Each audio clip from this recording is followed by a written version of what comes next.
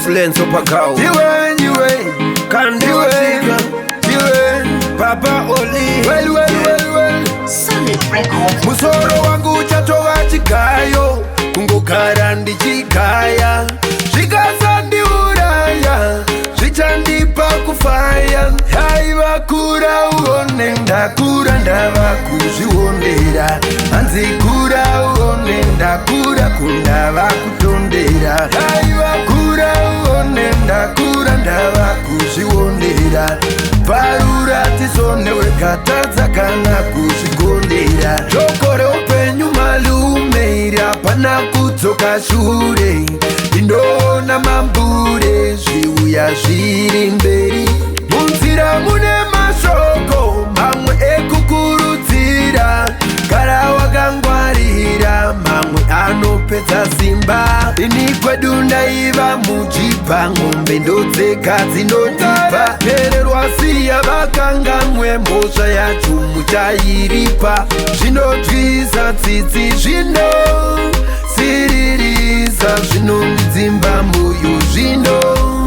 ndidzidzisa Aivakura uone ndakura ndava kuzviondera Nzikura uone ndakura ndava kutondera Aivakura uone ndakura ndava kuzviondera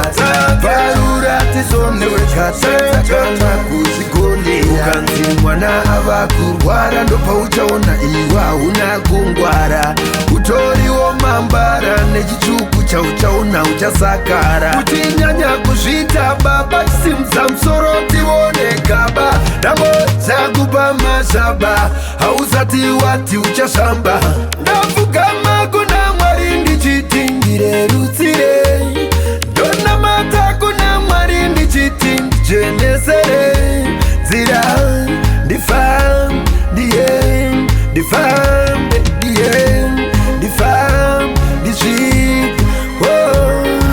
Aivakura uone ndakura ndava kuzviondera Hanzikura uone ndakura kundava kutondera Aivakura uone ndakura ndava kuzviondera Parura tisone wekatadza kana kuzvigondera Chokore upenyu malume iri hapana kudzoka shure Ndinoona mambure zviuya zviri mberi Munzira mune mashoko mamwe ekukurudzira Gara wakangwarira mamwe anopedza simba